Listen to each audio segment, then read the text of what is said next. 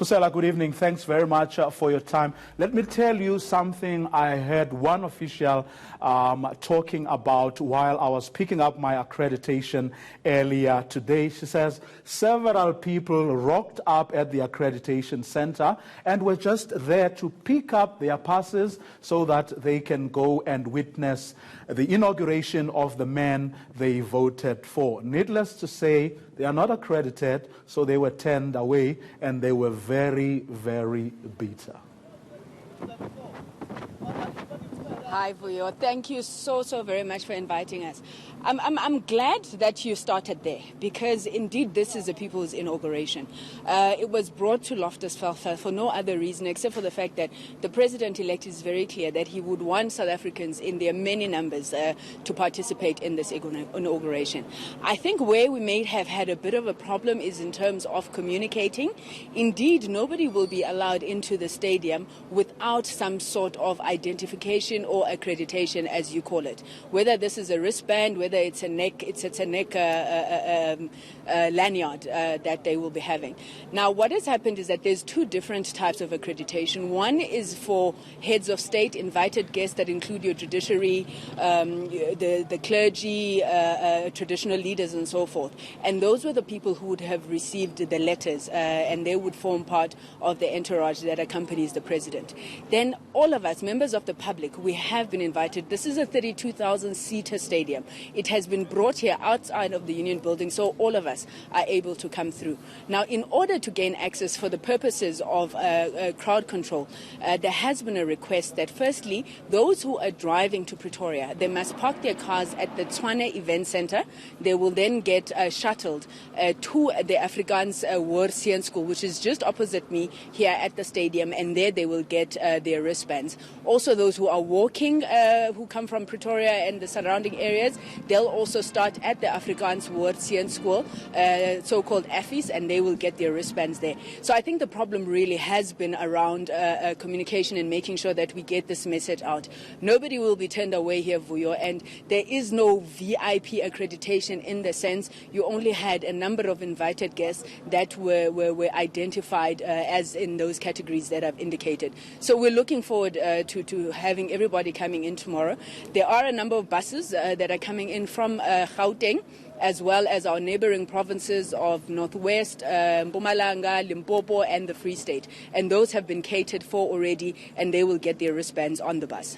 So if, as you say, lots of South Africans can actually come tomorrow without necessarily having obtained accreditation from the accrediting center at the Tshwane municipality, what numbers are we talking about here? In other words, how many people have you catered for that you will make sure won't be turned away? Well, as I indicated, Vuyo, the stadium itself is a 32,000-seater stadium. I know that law enforcement agencies working together with our net joints has been out also looking at what could potentially be overflow areas. We've also set up a number of public viewing areas, about 43 of those around the country. But as it comes to the actual stadium itself, there will be nobody who's turned away up until the stadium is filled to capacity. And then there are obviously arrangements that have been made for people who get here late. And late, Vuyo, we mean that the gates will be closed by 7 a.m.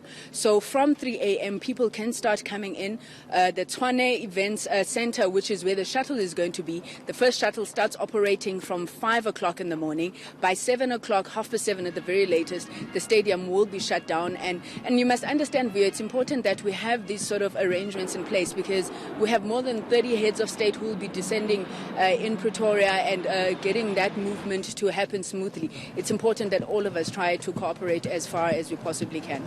Now, apart from the swearing in and the actual inauguration itself, what's there for South Africans to actually celebrate? What will be there to be the highlight other than seeing their president being sworn in? I think that is the highlight for you. But to answer your question more broadly, President-elect Ramaphosa was here today and he did a dry run. Obviously being taken through the paces made to understand the ceremony in its entirety and what will be expected of him as head of state as well as Commander-in-Chief of the South African National Defence Force. So it's going to be a beautiful day of colour, of symbolism, a day that really is going to stir up a lot of patriotism in us as South Africans. We have a number of cultural groups that will be here. Tomorrow is Africa Day. So we will be showcasing the vibrancy that is Africa as we mark that very important day. But also I think inaugurations are, well, firstly about swearing in the head of state and ensuring that he assumes, but it's a display. It's also a show of strength of the country, placing our commander-in-chief in the world's eye, so to speak. So we'll have a flyover with the South African Air Force. We'll have the South African National Defence Force. A number of battalions will be marching past and really pledging their allegiance to President-elect Cyril Ramaphosa tomorrow.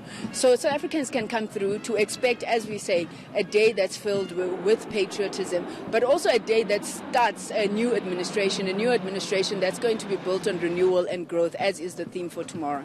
I'm glad you mentioned the word or title, Commander-in-Chief, because this has been a talking point. I mean, certainly among journalists, that what we hear, that the president actually requested a full battalion. What was the idea behind that?